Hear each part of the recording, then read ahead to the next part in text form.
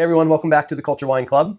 I just want to start this month by saying thank you so much for all of you that showed up to the events with Kiara and Melissa last month.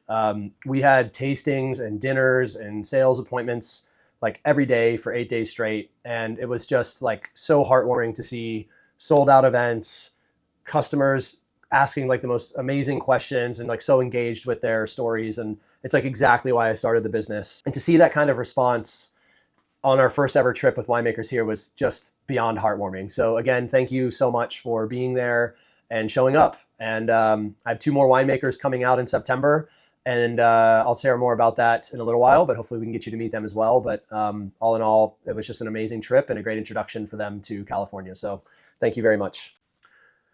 This month, we're going to be focusing on 2 Sauvignon Blancs made in 2 different styles from 2 very different regions. The first one, the Monshane Brunch Club, is a pet nat of Sauvignon Blanc.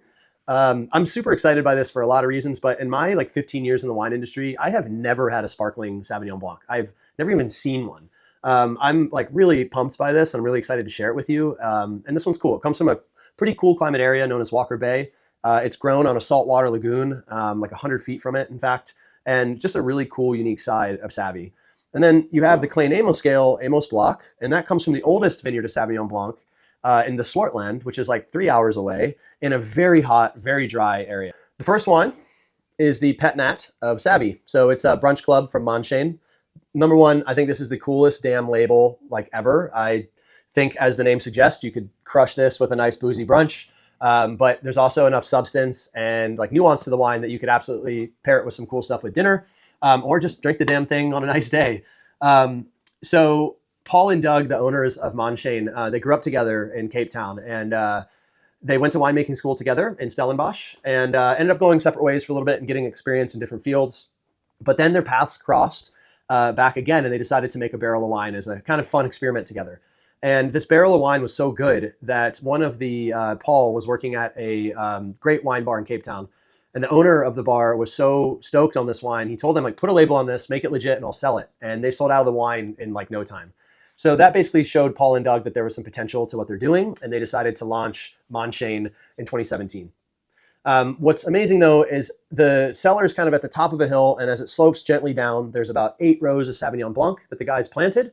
It is organic. And it's grown only about 100 feet away from a saltwater lagoon. So when you're there, you can feel these like cooling breezes coming off the lagoon, and you also see all these different soil types. So even though these rows of Sauvignon Blanc are there's only a handful of them, between the beginning of the row to the end of the row, the soils change so much that the guys actually make 2 different wines from the same row. So half of the row will go into the Sauvie because it ripens a little earlier. It has even more acidity than the other side. Well, the other side actually is made into the Herbarium Cape White that I import, which is a still wine that is a blend of a few different grapes. Many of you have probably had Pet Nat in the past and not really knowing exactly like what is the difference between Pet Nat and Prosecco and Champagne. Each of those is actually a different kind of fermentation type to create the bubbles. And so I think it's worth kind of diving a little deeper into that.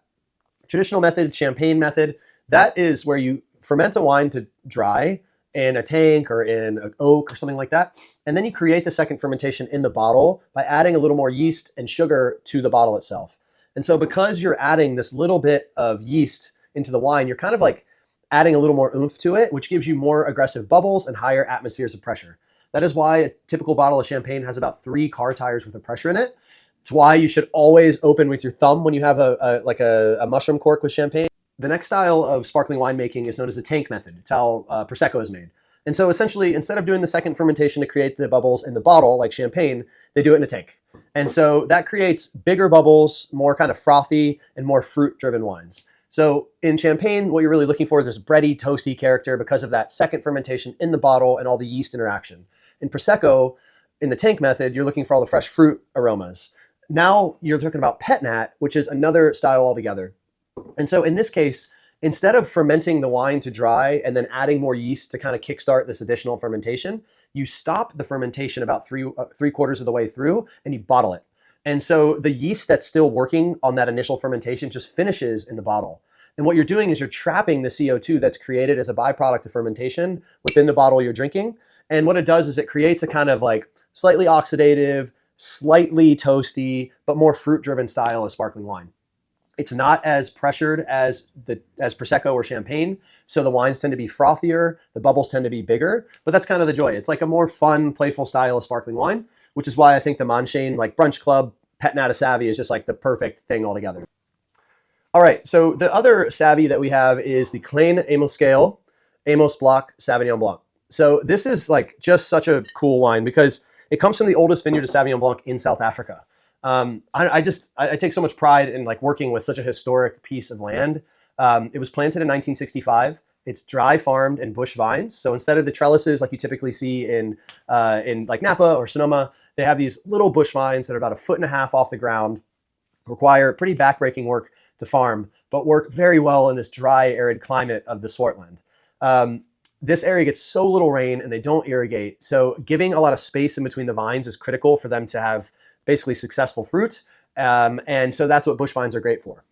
That does translate into lower yields because you don't have a lot of water for the grapes to really thrive, but that means you have higher quality wine. We shared the story of Klein Amos and Charles Back in the Orange Wine Club a few months back. So I won't share it again, but you can definitely go back into that club on YouTube and go take a listen. However, I do think it's important to keep kind of talking about the vineyard and the style of wine. It's really interesting because it's from such a hot area, and so typically you would end up with very ripe fruit. But what the winemaker does to try to mitigate that is has a pretty big canopy, and within the canopy, the grapes kind of grow inside, and so they don't get a ton of sun exposure. I think that's really important in a really hot area because if you have too much sun exposure, then you can end up with sunburnt grapes, which really detracts in quality. So in this case, you have a wine that's like 12.5% alcohol from a very warm area. And so that translates into a wine that's got a little bit of this kind of like leafy, like tomato leaf kind of peppery side. And that's a normal thing in Sauvignon Blanc. In a lot of the New World places, you see that get kind of like ripened out and then you get like a little too much tropical. And so I think this is great because you get some of the kind of vegetal elements that Sauvignon Blanc is known for and has inherently, but then you get a ton of texture. This wine to me is like screaming texture. And so when you drink it, try not to drink it too cold and you'll see it. It's like velvety smooth. It's creamy on the palate, and that comes from some Lees aging in neutral barrel.